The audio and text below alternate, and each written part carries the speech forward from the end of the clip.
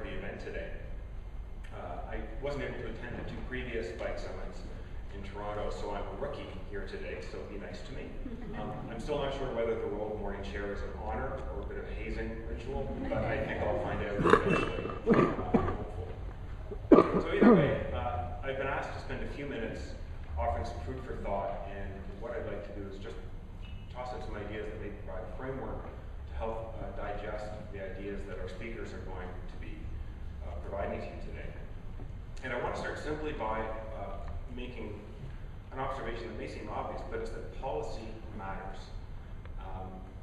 The quality of life that Ontario's residents enjoy today in our communities really is a direct result of policy decisions that have been made in previous years.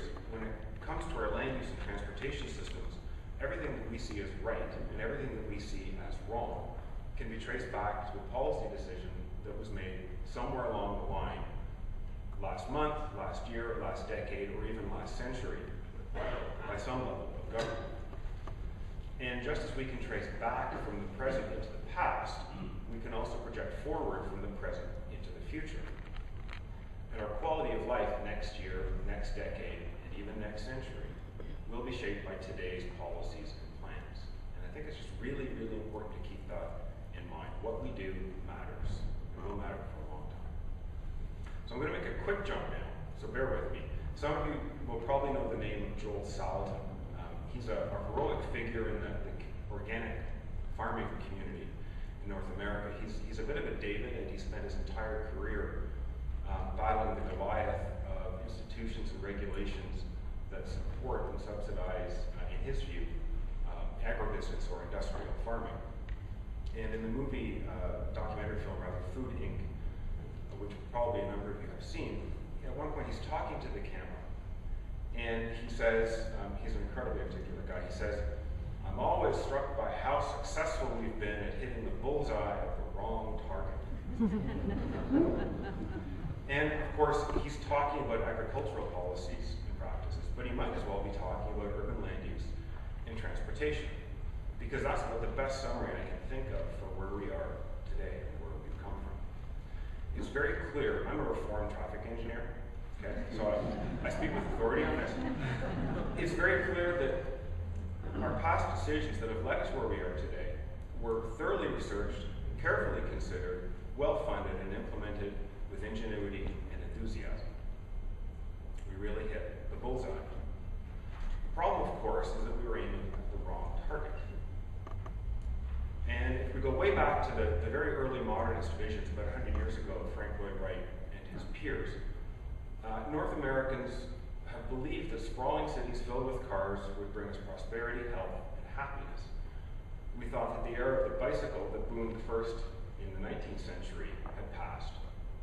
And we thought that children were better off away from the street, safely cocooned in backyards, and buckled up in the back seats of their parents' cars.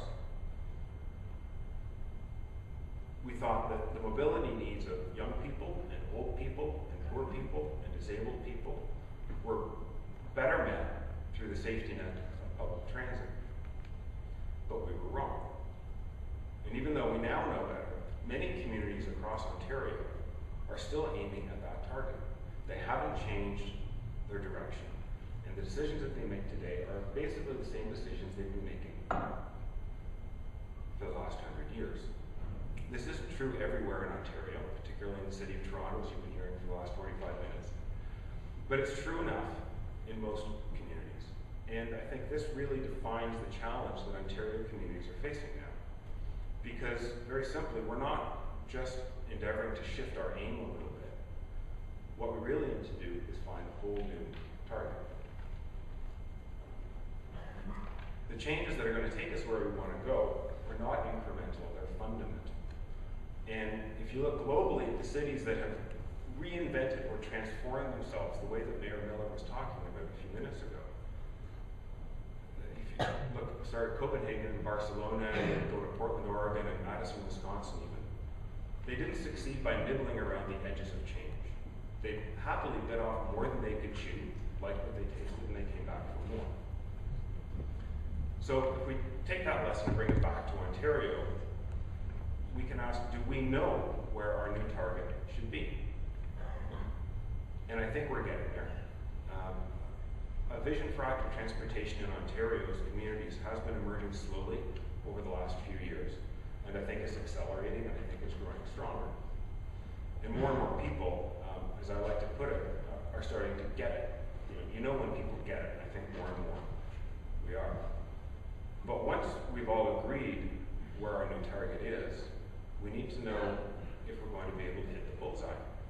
And what that means is, do we have the capacity to make the right decisions today to take us where we want to go tomorrow? And on this subject, I'm a little less sure of where we are right now.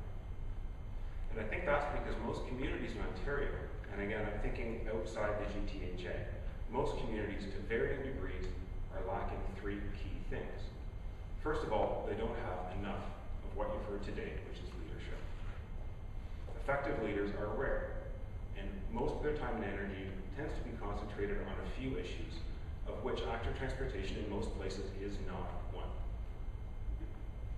In Quebec and in British Columbia, we've seen vivid examples of how provincial governments can play a really vital and long-term leadership role, and I hope that Ontario, as we just heard, will continue to work towards emulating and hopefully someday even surpassing those great examples. Second, I don't think communities have enough resources. I think we all know exactly what I mean.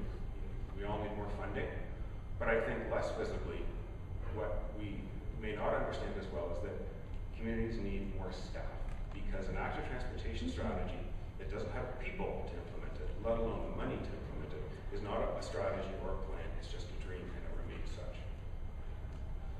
The third thing communities are lacking is public support. And I don't mean the odd poll showing that people like to walk and bike, or that on a street like Jarvis, that drivers will sort of grudgingly tolerate the removal of road space and the reallocation of road space to pedestrians and cyclists.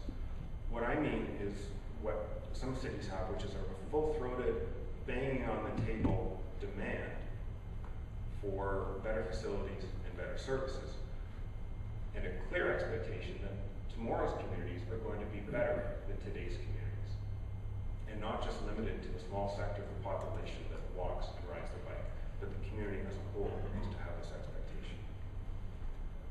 And I think that in most of our communities, the general public really just isn't engaged in a way that is going to effectively sway decisions by our elected officials on active transportation, yet. So, as you probably realize, the three things I just talked about, leadership, resources, and public support, are not independent of each other. And in fact, they're really quite closely related. And we need all three, because leadership drives movement from the top, public support drives movement from the bottom, and resources keep the wheels in the middle greased and keep them moving. They all work together.